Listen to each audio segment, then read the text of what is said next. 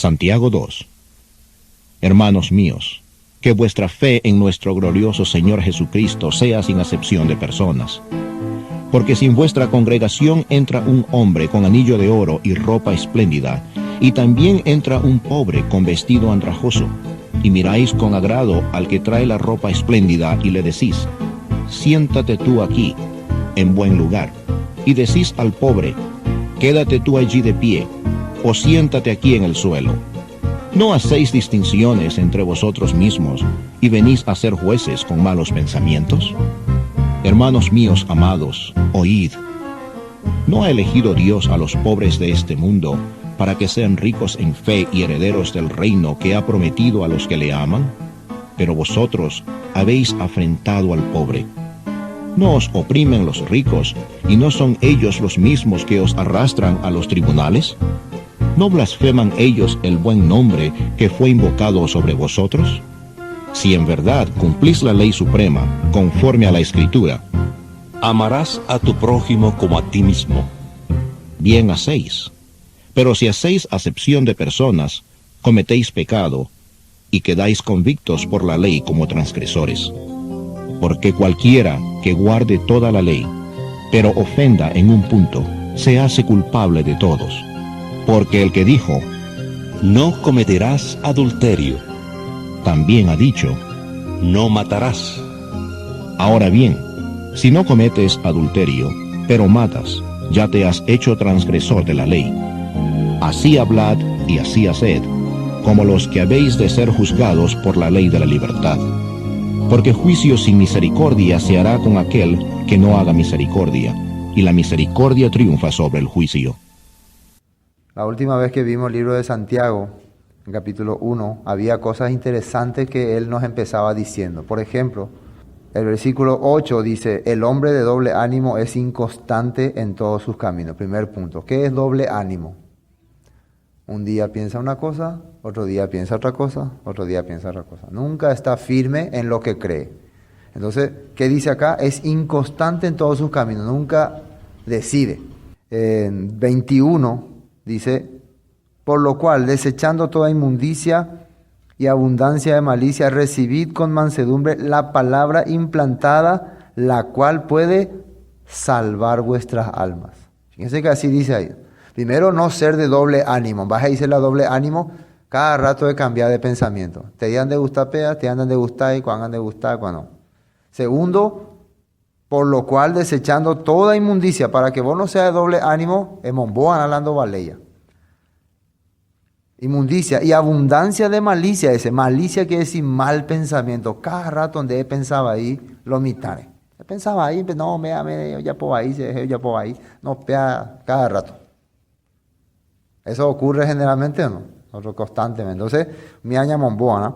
Recibid, dice, con mansedumbre la palabra implantada, la cual puede salvar vuestras almas. Dice que es la palabra implantada, lo que está escrito. Implantado quiere decir ya puesto. Dios ya dejó ya su escritura, su palabra. Y con mansedumbre, ¿qué quiere decir? Tranquilamente. Andila de posí. Andina, no vaya a poner cara enojado. No quiero escuchar, déjenme en paz. Pelleice, ay, pecañice, ay, no. Tranquilamente, escuchen la palabra que ya Dios dejó escrito. ¿Y qué va a pasar? Van a salvar sus almas, dice. Para salvar sus almas, dice. Así está escrito. Importante, vean. Y decía también, pero sed hacedores de la palabra y no solamente oidores, engañando a vosotros mismos. Esto es muy importante. Hacedor, no oidor. Después, versículo 25, más el que mira atentamente la perfecta ley, la ley de la libertad, y persevera en ella, no siendo oidor olvidadizo, sino hacedor de la obra, este será bienaventurado en lo que hace. Escúcheme lo que dice ahí. El que mira es poner atención atentamente en la perfecta ley de la libertad.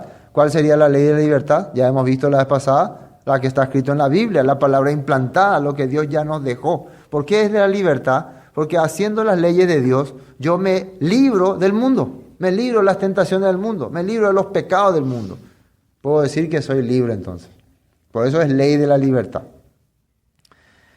Y finalmente, dice, la religión pura y sin mácula delante de Dios, el Padre, es esta: visitar a los huérfanos y a las viudas en sus tribulaciones y guardarse sin mancha del mundo. ¿Qué es religión? Si vos querés estar ligado a algo, si vos querés estar sujeto a algo, esto es lo que a Dios le agrada. ¿Qué significa visitar a los huérfanos y a las viudas? En aquel tiempo, por causa del evangelio, por causa de la palabra, por causa de que mucha gente predicaba, muchos morían y sus hijos quedaban huérfanos y muchas mujeres quedaban viudas. Entonces, Santiago le está diciendo, si ustedes realmente quieren decir que están ligados a Dios, ayuden a la gente que está sirviendo a Dios. Vea la dice. Sirvan a la gente que realmente ha tenido padecimiento o sufrimiento por el evangelio. No solamente sí, ya creerle a Dios, pero de mundo, como a vos te gusta, como a vos te agrada. Seguí a la gente que sirve a Dios. Ayudarle a los necesitados. Y esto se refiere a las personas que son necesitados, que están en el camino de Dios. Porque algunas veces la gente piensa, se vio que costaba ayudante, todo el mundo piensa que costaba ayudante. No, se refiere a las personas que por el evangelio han tenido alguna dificultad en la vida. ¿Entienden? Bueno, y guárdense sin mancha del mundo. Ahora, capítulo 2, empezamos. Dice, hermanos, primero, ¿a quién va dirigido la carta? A los hermanos, no va dirigido a pecadores. Así que todo lo que diga acá es para hermanos, no es para pecadores. Así que atiendan bien. Hermanos míos, que vuestra fe en nuestro glorioso Señor Jesucristo sea sin acepción de personas. Fe quiere decir fidelidad a la palabra, a la escritura, confiar en las cosas de Dios. Y cuando dice sin acepción de personas, no vayan a distinguir a algunos porque son mejores o más ricos o están en mejor posición y otros porque son más pobres, no vaya a hacer diferencia. Cosa que normalmente se hace o no. Sí o sí se hace. Es nuestra tendencia siempre tratarle mejor al que se ve mejor, al que tiene mejor pinta, viene con mejores autos, viene con... ¿sí o no? Y el que viene así nomás más o menos, de Amonte, de fulano, de Amonte, último y te veo guapo. Es típico, ¿no? Si alguien es importante, le llamamos más, le enviamos más mensajes, te van a decir, si no es importante porque se va este viene haciendo ahí, pero está bien, ¿no? Entonces, si alguien no es importante, acá se refiere a, no quiere decir, por ejemplo, si yo le llamo más a una persona y a uno no quiere decir que estoy haciendo una sección de personas por algún motivo. Acá lo que se refiere es que vos veas que por tener esta persona mejores condiciones, mejor situación económica, le trata mejor que el otro. Muchas veces puede ser que le llame más a uno porque veo que necesita más que el otro. ¿Es diferente o no? O sea, eso tendría que ser lo correcto. Pero qué casualidad que siempre el que está en mejores condiciones es el que necesita más. Realmente el que está en peores condiciones es el que necesita más, ¿o no? Sí. Bueno, eso es Santiago, Jacob le está diciendo a los hermanos. Porque si en vuestra congregación entra un hombre con anillo de oro y con ropa espléndida, y también entra un pobre con vestido andrajoso, y miráis con agrado al que trae la ropa espléndida, y le decís, siéntate tú aquí en un buen lugar, y decís al pobre, estate tú allí en pie, o siéntate aquí bajo mi estrado. Bajo mi estrado quiere decir, siéntate ahí vos, de repente guapo. No, usted venga, siéntase ahí, primera fila. Eso es típico de la gente, ¿o no? No vamos a querer negarlo. Generalmente, la verdad, nosotros cuando vemos que entra una persona con característica espléndida, elegante, sí o sí tendemos a querer tratarle mejor. ¿Cómo está, señor? Señora, pasen, ustedes siéntese ahí. Y si entra alguien así con ropa, ¿cómo dice acá? Andrajosa ahí, pobre. ¿Qué tal? ¿Vos de dónde venís? ¿Vos qué queréis acá? ¿Quién me te invitó? ya me dio que mañana, como me vamos a hacer algo ese vino. Ya raro lo le miramos, ¿no? ¿Así es nuestra tendencia o no? Generalmente es así. No vamos a negar, todos somos así. Por eso, ¿a quién le está hablando Santiago? ¿A pecadores? A hermanos. Quiere decir que los hermanos son así. Los de la iglesia son así. Hermano, cuidado, y pesa. Sí. Entonces, para que tengamos en cuenta ese punto, Santiago nos está hablando, nos está explicando. No vayan a hacer acepción de personas. Y vamos a continuar leyendo. Versículo 3. Y miráis con agrado al que trae la ropa espléndida. Y este ya leímos, ¿no? Versículo 4. ¿No hacéis distinciones entre vosotros mismos y venir a ser jueces con malos pensamientos? Si uno, y esto es muy importante, si uno le califica a alguien directamente ya por la apariencia, ¿no? Ya uno está siendo juez. No, para mí que esta persona no tiene ganas de escuchar. Esta clase de persona no te va a escuchar la palabra. Si uno directamente le califica así, ya está siendo juez. Puede ser que tenga razón. Los años de experiencia en la iglesia y siendo pastores ya nos hace distinguir también quién quiere escuchar y quién no. Rápido te das cuenta. Pero, aunque sea así, tenés que dejar que sea el tiempo o el momento, o no tenés que ser vos el juez, sino que darle la oportunidad a cada persona que pueda escuchar, si realmente quiere escucharnos. Tiene que tener la oportunidad. De la misma manera, si alguna persona no quiere escuchar, no importa si sea más millonario o tenga buena condición, si no quiere escuchar, lo siento. Y si una persona quiere escuchar, no importa si no tiene condición, es humilde o no tiene muchas cosas, hay que darle la oportunidad, hay que compartirle. Eso es lo que Santiago está diciendo. O sea, el evangelio no es para los más ricos ni para los más pobres. Ahora, punto 2. Existe la gente que por sentirse menos siempre quiere menospreciar al que le ve más. Existe eso también. Siempre nosotros creemos que el menosprecio va desde el que tiene, ¿cómo se puede decir? El que tiene más quiere menospreciar al que tiene menos. No, muchas veces el que tiene menos, por sentirse menos, menosprecia al que tiene más, porque tiene más. Acá no importa si tiene o no tiene. Acá de ninguna manera puede existir el menosprecio.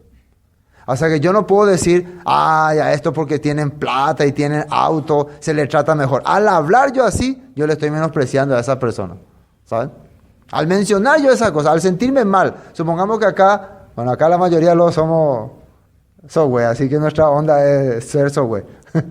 Entonces, si estuviera la gente de plata y nosotros, por ejemplo, vemos que se le trata mejor a esos que tienen plata, se les atiende mejor, y en nosotros entra un corazón de, a ellos se les trata mejor porque tienen plata y oreo, oremoria, jujahuere, pesante, a nosotros no se nos trata bien. ¿Qué estamos haciendo nosotros en ese momento?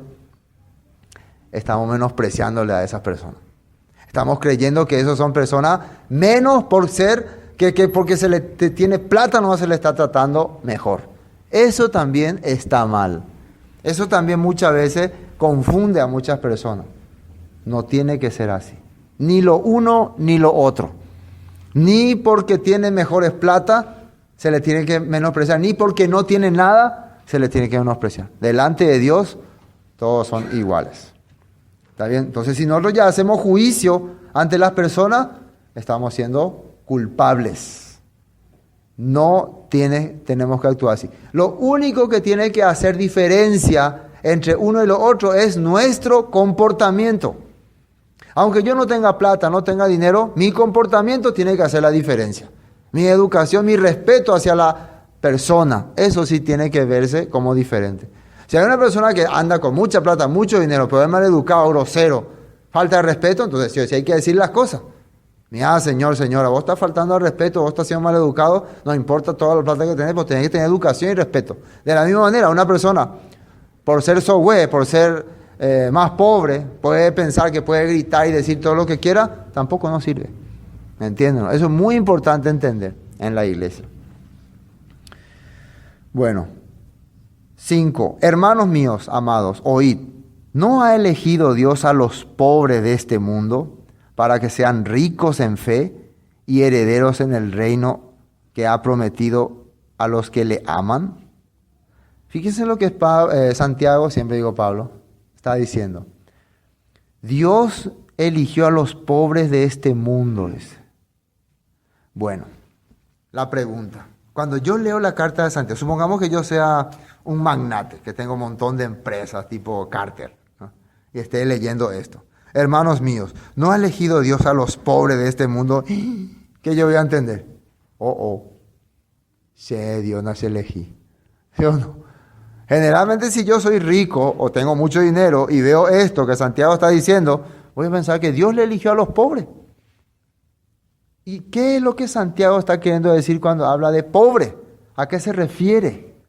¿Alguien ya mencionó acerca de pobre alguna vez? ¿Quién? Jesús. Y vamos a ver qué dijo acerca de los pobres. Mateo capítulo 5. Mateo capítulo 5. Atiendan muy bien lo que dijo. Mateo 5. Fíjense lo que dice acá cuando Jesús hablaba la bienaventuranza en el Sermón del Monte. Bueno, el versículo 2 dice, y abriendo su boca les enseñaba diciendo, bienaventurados los pobres en espíritu, porque de ellos es el reino de los cielos.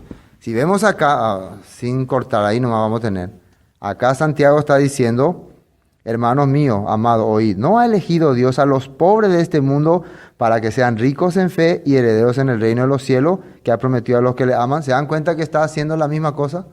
Está hablando de eso. Atiendan muy bien. Ahora, cuando Santiago está refiriéndose a pobres, parece que está hablando de la gente que no tiene dinero.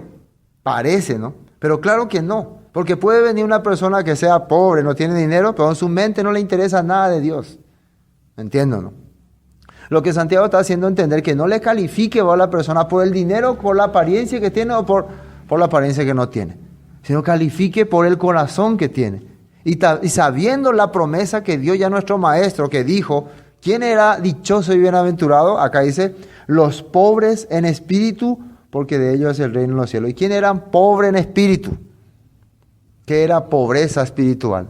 ¿Qué habíamos hablado una vez cuando decíamos que era pobre en espíritu? ¿Quién es pobre en espíritu? Aquel que es pobre y humilde y tiembla a mi palabra, decía en Isaías. La persona que necesita de Dios. Ese es pobre de espíritu. La persona que sin la palabra no puede estar, no puede vivir. Se siente un miserable. Su vida no tiene sentido. La Biblia dice que esa persona es bienaventurada. Ahora, ¿quién es contrario de bienaventurado? Que sería desdichado. Desgraciado también puede ser. Plaga también se dice. Porque la plaga solamente se hace una cosa. Se le persigue y nunca tiene tranquilidad. A la plaga siempre se le está persiguiendo. Entonces, eso es la persona que no tiene necesidad de las cosas de Dios. La pobreza en la Biblia está tildada también como sencillez y humillación. La persona que puede humillarse ante la situación. Cuando yo tengo este corazón, no se interesa, yo no quiero saber nada, déjeme en paz. Yo sé lo que voy a hacer, yo sé mi vida, nadie tiene que meterse conmigo. ¿Suena a sencillo y humilde? No. Entonces, esta persona no va a tener el reino de los cielos. Acá está diciendo que los pobres, de ellos es el reino de los cielos. El reino de los cielos es el milenio donde Dios va a reinar, donde Jesús va a reinar con su pueblo. Entonces, me extraña que la gente todavía en este tiempo esté siendo soberbio y duro, sabiendo que la Biblia está mencionando de quién es el reino de los cielos. Entonces, yo le pregunto hoy a alguien que está siendo soberbio y duro, ¿vos vas a estar en el reino de los cielos? Sí, ¿y qué? Yo sé. Sí, voy a estar. ¿Por qué, vio? O porque vos decís nomás que no voy a estar. Vos digo que te creen, va. No, te pregunto nomás. No pasa nada. Entonces, ¿le parece que ese es correcto? La persona, yo estoy seguro que tengo a Cristo en mi corazón y punto. No quiero que me digan más nada. Yo ya sé lo que he creído y déjenme en paz. Váyanse ustedes con su doctrina, con su teoría, con su Tanaj y Alajá y Torah. Déjenme molestar. ¿Será que ese es pobre y humilde de espíritu? No. Y vos le decís, por ejemplo, ¿no? Para hacerle guerra de nervios, ¿Será que esa clase de gente va a heredar el reino de los cielos? ¿Qué me está queriendo decir? Que yo no me voy al cielo, ¿eh? Dente guaula de jota al cielo. Pente, oigo la elegido. Hay que tener en cuenta, ¿no?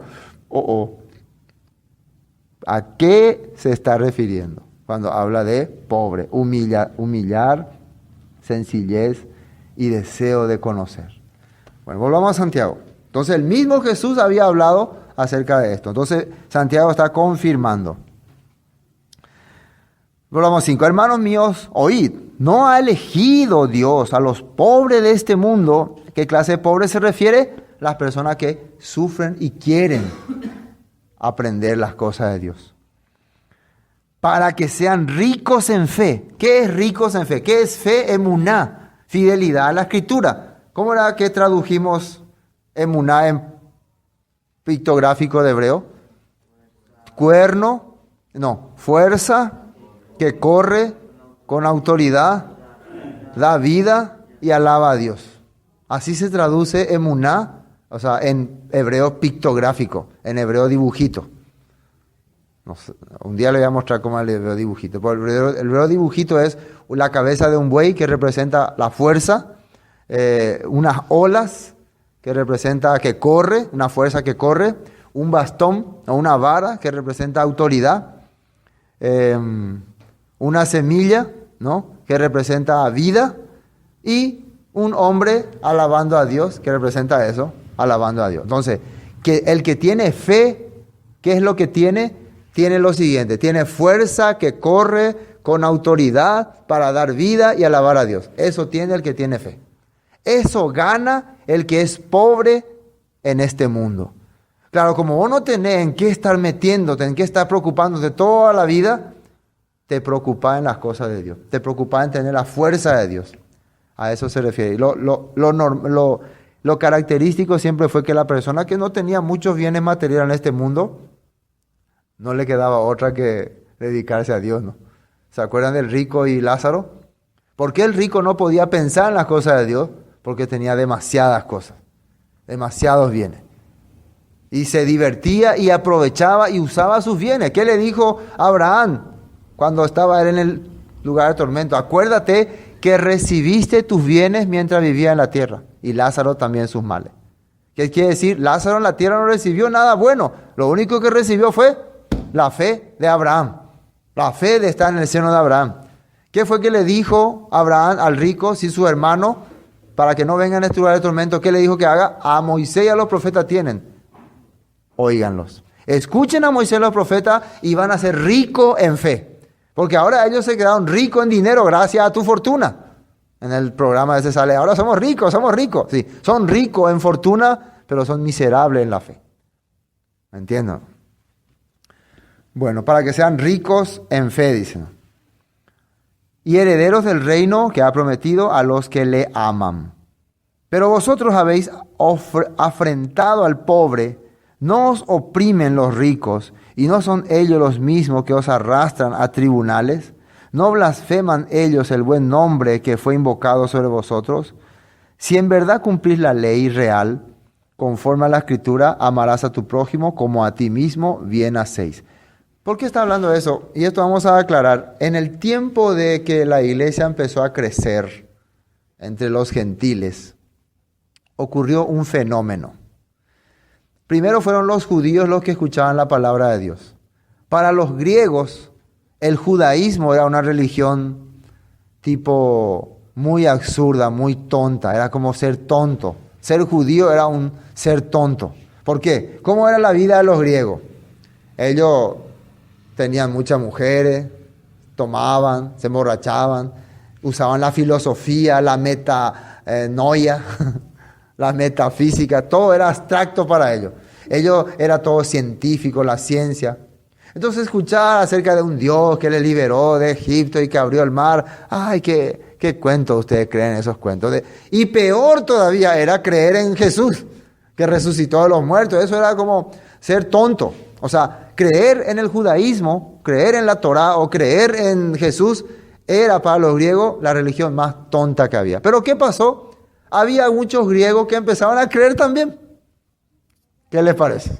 Muchos griegos empezaron a creer, pero estos griegos le empezaron a dar otro toque a la creencia. Le empezaron a poner un poco de filosofía, un poco de cosas abstractas, un poco de cosas ya de imaginaciones, y empezaron a tener más capacidad de expresión, capacidad de dominar, de controlar. De ahí es que salieron los prosélitos, no es prosélito, perdón, los nicolaitas.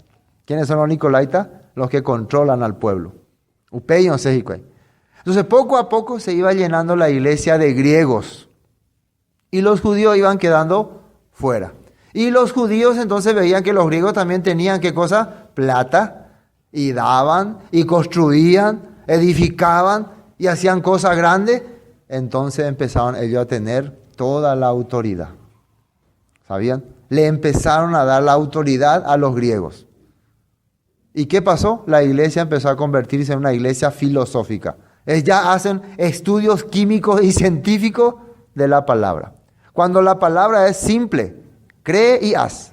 Cree y haz, no cree nomás. Pero en la filosofía griega, cree y siente. Ese es. Cree y siente algo agradable. La filosofía judía es, cree, no importa lo que siente, haznos. Esa es la filosofía judía. Hoy en día, ¿qué es lo que más se usa en la cristiandad? Cree y siente, ¿sí o no? Cuando la gente cree, después de que creí, sentí algo diferente. Cuando estuve en la iglesia, sentí que el Espíritu caía. Todo es sentimiento, ¿no? Pero vos le hablas de, y por hablar de sentir, pero cuando yo ya copié, cuando yo ya pintar, cuando yo ya ponga tal cosa, allá, ojo, güey, cañima, ¿sí o no? De hacer, no sabe. Cree y siente nomás, filosofía griega. Esa mentalidad empezó a controlar la iglesia. Y a muchos les gustó. Por eso había muchos griegos que empezaron a creer. Y había ya discusiones, pleitos. Bueno, continuemos. Ahora, entonces, ¿qué empezó a suceder? Que se le empezó a menospreciar a la gente de bajo nivel. La persona que ya no tenía capacidad de disertar como filósofo, ya era tenido como poco en las iglesias. Las iglesias se empezó a convertir en una escuela filosófica griega en la época de Santiago ya. Por eso Santiago le envía esta carta para que no ocurra eso en sus iglesias. De ahí también salió la doctrina de que ya una vez que el pecado, que ya no hay más pecado, que nuestra carne peca, pero nuestro espíritu ya no tiene más pecado. De ahí empezó a salir esa doctrina. De que ya no tenemos más pecado. De que ya somos libres. No importa si nuestra carne hace lo que sea, pero nuestro espíritu está libre. En la carta de Juan vemos que él va a aclarar ese punto. Bueno. Si en verdad cumplís la ley real, conforme a la Escritura, amarás a tu prójimo como a ti mismo. ¿Qué significa la ley real? ¿Real qué significa? Melech, ¿no? Que viene de Dios, que algo del rey. ¿Cuál sería esa ley real? Arriba habíamos visto la ley de la libertad, ahora sale la ley real. Algunos dirán, no, la ley de la libertad es tal cosa, la ley real es otra cosa, no. Todas estas leyes se refieren a la Torah, los mandatos de Dios. Entonces, ¿cómo podemos saber que se refiere a eso? La ley real a la ley de Dios, a la Torah. ¿Qué dice el siguiente versículo? Si en verdad cumplir la ley real, conforme, ¿qué dice ahí? A la Escritura, amarás a tu prójimo como a ti mismo, bien hacéis. ¿Dónde está escrito amarás a tu prójimo como a ti mismo? Levítico 19:18. Ahí está escrito. Ustedes no tienen que hacer acepción de personas, no tienen que menospreciar al hermano, no tienen que menospreciar a otras personas por no tener las mismas condiciones que usted. No tiene que haber iglesia de ricos ni iglesia de pobres. Tiene que haber iglesia que vive conforme a la ley real. Si ustedes guardan los mandamientos, no le empiecen a aceptar a todos los filósofos con su filosofía y rechazar a los hermanos porque no tienen filosofía. Si ustedes guardan la ley real, van a aplicar lo que la ley real dice. ¿Y qué dice la ley real? Amarás a tu prójimo como a ti mismo. Bien hacéis. Eso dice la ley real. Pero si hacéis acepción de personas, cometéis pecado y quedáis convictos por la ley como transgresores. Otra vez le refiere a este punto. busca siempre la persona ya con mayor capacidad intelectual, económica, de formación, para estar en su plantel, ¿no? Claro, Dios no busca también personas ignorantes, pero cuando hablamos nosotros de intelectual, no se está refiriendo a intelectual en cosas del mundo nada más, sino conocedor de la palabra. Dios quiere que sus hijos sean conocedores de la palabra, no conocedores de filosofías del mundo. ¿Me entienden, no? Ese ejemplo tenemos acá donde dice, ya vamos a saltear otra vez el capítulo 1, cuando Pablo decía, por esto, mis amados hermanos, todo hombre sea, 1:19, pronto para oír y tardo para hablar, tardo para airarse. Pronto para oír, dice. 1:19, ¿no? De Santiago. Por esto, mis hermanos, mis amados hermanos, todo hombre sea pronto para oír, tardo para hablar, tardo para airarse. Mejor aprendan a escuchar y no a hablar tanto y mucho menos a enojarse. Anipen de por sí. Entonces, eso es lo que Pablo buscaba. No filósofos, no personas dadas a la mentalidad humana. Normalmente nosotros cuando tenemos la mentalidad humana, esa mentalidad humana se usa para hablar mucho y airarse, provocar ira en la gente. ¿Yo no? Cuando alguien ya no va a hablar de la escritura, fíjense ustedes, no, se dañese la Biblia, se otra cosa. Yo quiero hablar de otra cosa. ¿no? Acá es otro el problema. ¿no? Ya se van a dar cuenta que va a salir airamiento, enojo, y no se va a callar más esa persona. ¿no? ¿Qué le parece? Va a ir posita, se va a enojar. Y bueno, pero vamos a ver lo que dice. No, la Biblia no quiero ver. Entonces, no, mejor vamos a escuchar lo que dice la Biblia. Y bueno, sigamos capítulo 2. Porque cualquiera que guardare toda la ley, pero ofendiere en un punto, se hace culpable de todo. Este texto siempre he usado, ¿no? Atiendan bien acá, hermanos. Cualquiera que guardare toda la ley. ¿Cuántas leyes hay? 613, ¿no? Entonces, supongamos que yo estoy diciendo, voy a cambiar. Cualquiera que guardare las 613 leyes, pero ofendiere en un punto, se hace culpable de todos. ¿Así puedo hablar? Así la gente piensa que Santiago está diciendo. Si ustedes no cumplen las 613 leyes, ustedes no van a poder ser perfectos. ¿Será que se puede cumplir las 613 leyes? Si lo intento, si procuro, ¿voy a cumplir? Por ejemplo, hay una ley que dice a la mujer que tuvo hijo, tiene que estar, si tuvo hijo varón, 40 días en inmundicia. Si tuvo hija mujer, 80 días en inmundicia. Más mucho es por mujer, ¿no? Por lo visto le hace más inmunda. Entonces, ¿nosotros varones vamos a poder cumplir esa ley? No. No vamos a poder cumplir esa ley. ¿Sí o no? Y hay un montón de otras leyes que no vamos a poder cumplir. Hay leyes que hay que ir a ofrecer, por ejemplo, un cordero en el templo. ¿Y dónde está el templo ahora? Yo quiero cumplir eso, pero no hay templo. ¿Cómo voy a poder cumplir? Hay leyes que solamente el rey puede hacer dentro de esas 613 leyes. Pero yo no soy rey.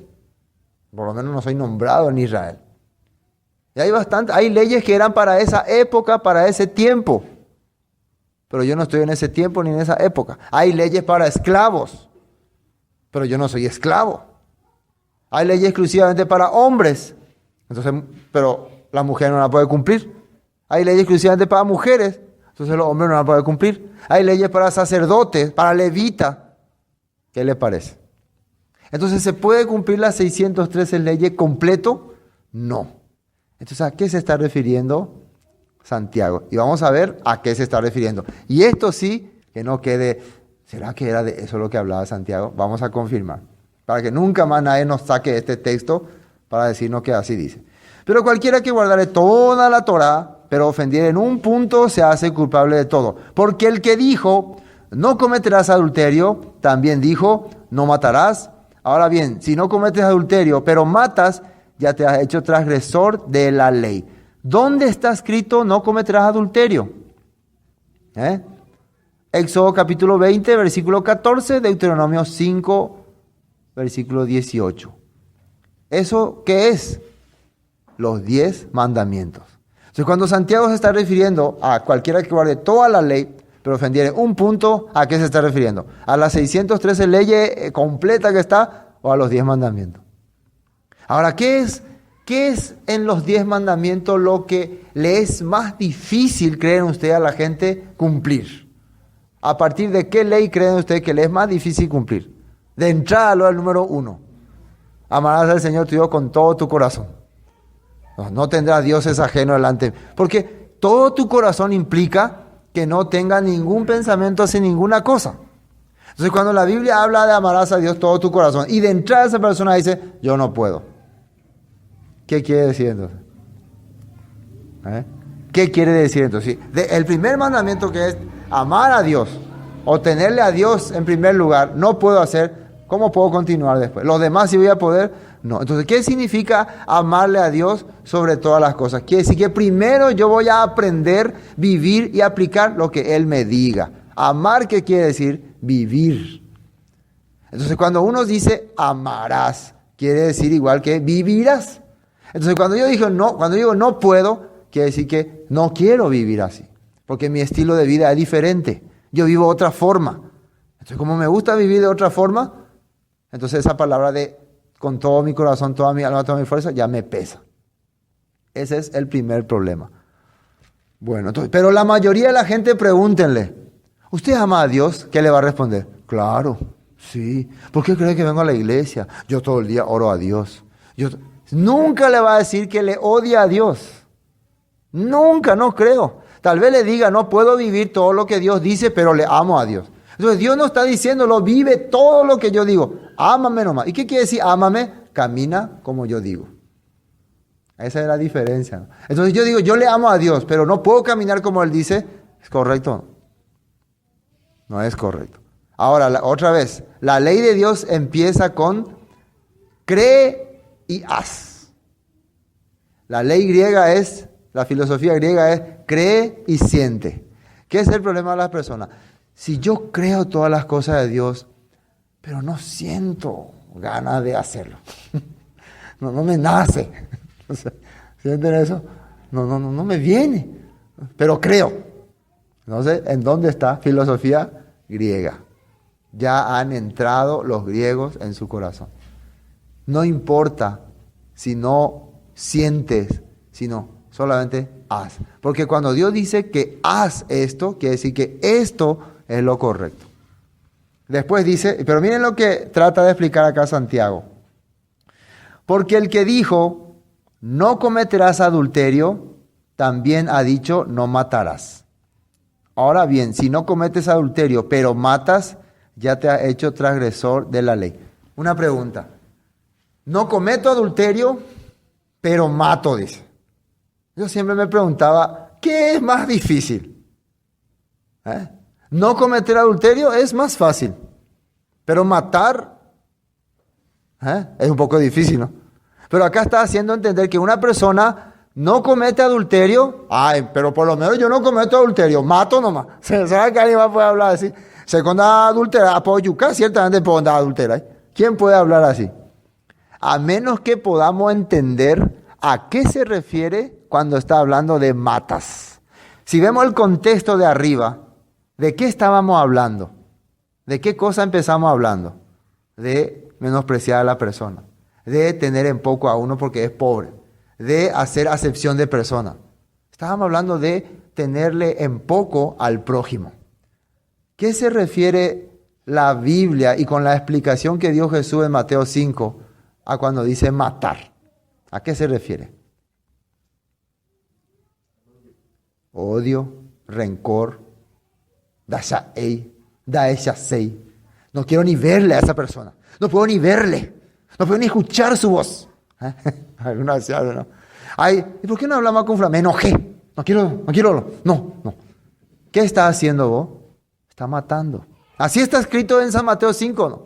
Si cualquiera que le diga fatuo, necio a su hermano, quedarás puesto al infierno de fuego. Es culpable ante el concilio. Yo nunca hice ninguna cosa más. Sí, pero vos de ella, fulano, de ella, fulano, menospreciar a otra persona. Le tenés en poco a otra persona. Constantemente matas. Pero claro, tal vez vos no codiciás, vos no adulterás, vos no pecás, nada, andés de fiel. Oh, Ave María, así. Pero tu corazón, ¿cómo está? Renegando. Acá ya no estamos tocando el punto de fornicaciones. ¿Por qué? En el ambiente de Santiago era una persona, o Jacob, era una persona muy espiritual. Él era, por eso le decían el justo, el sadik. Entonces él ya no enfoca más tanto como Pablo en los Corintios, que hablaba de la fornicación, del adulterio, porque ante hoy hay problemas igual. Yo hay jupá y guazú, pero exageradamente ya se amaban entre ellos. Pero en el caso de Santiago, él ya enfatiza en lo espiritual. Tal vez ya no haya más problema de adulterio, de fornicación, esas cosas, pero sí yo creo que sigue habiendo este problema de rencor, de odio, de envidia, de me cae mal, de no le aguanto, no le soporto a esa persona, o porque es pobre, o porque es rico, igual, ¿no? Muchas veces yo, por ejemplo, veo que alguien viene con su camioneta de lujo ahí, se ni hace bicicleta, yo créete, ya. O al revés, yo vengo con mi camioneta de lujo y digo, ay, estos pobrecitos que vienen ahí, mira su ropa, qué feo. ¿Qué cosas así, no? La gente así es muchas veces. Santiago, Jacob está hablando, si ustedes guardan perfectamente la ley, no hagan acepción de personas. O sea, nos damos cuenta otra vez que la ley está enfocando al prójimo. Otra vez está haciendo entender que es el prójimo. ¿Cómo era que terminó el capítulo 1? La perfecta religión es visitar a los huérfanos y a las viudas en sus tribulaciones. La gente que por el evangelio está sufriendo, yo le comparto y les visito. Que está sufriendo por el evangelio, que conste eso. No es que está persiguiendo al evangelio, que está corriendo el evangelio. Si alguien está corriendo el evangelio, déjale nomás que se vaya más. Pero si alguien está sufriendo por causa del evangelio, sí, anda a visitar, anda a ayudarle. Está teniendo tribulación con su familia, con su gente, en su barrio. Así es. ¿Qué le dijo Jesús a su discípulo cuando los 5,000 le abandonaron? ¿Qué le habló él? ¿Ustedes? ¿Por qué no se fueron también? Él le está motivando para que se queden. Váyanse también ustedes con ellos. ¿Qué le dijo Noemí a su nuera Ruth? Cuando ella se quedó ahí, Orfa ya se iba. ¿Qué le dijo? Quédate, Orfa, conmigo, no te vayas. Si vos te vas, yo voy a estar sola. Así le dijo. Vete tú también con tu cuñada. Váyanse. Vete, busca en tus dioses. Yo no voy a poder darte nada de lo que a vos te gusta. Porque normalmente, ¿qué le gusta a una moabita? Le gusta a los dioses, le gusta la buena vida. Conmigo no vas a tener esas cosas. Andate. ¿Qué le dijo Ruth? No, yo me voy a quedar contigo. Aunque muera, aquí me voy a quedar. Esa es la diferencia. Esa es la perfecta ley. En su corazón ella entendió, mi lugar es con mi nuera. ¿Cómo yo le voy a abandonar a ella? Aunque no sé qué me espera al futuro, pero yo voy a seguir este camino. Y al final vimos que ella fue la tatarabuela del rey David. Nada más y nada menos. ¿Se está entendiendo, no? Entonces, porque el que dijo no cometerá adulterio, también ha dicho no matarás. Ahora bien, si no cometes adulterio, pero matas, te has hecho transgresor de la ley. Así hablad y así haced, como los que habéis de ser juzgados por la ley de la libertad. Otra vez aparece acá que vamos a ser juzgados por la ley de la libertad. Ve, pastor, acá no dice que vamos a ser juzgados por la ley de Moisés, dice por la ley de la libertad. Y la pregunta es, ¿cuál es esa ley de la libertad? Según el rey David, ¿cuál es esa ley? La Torá.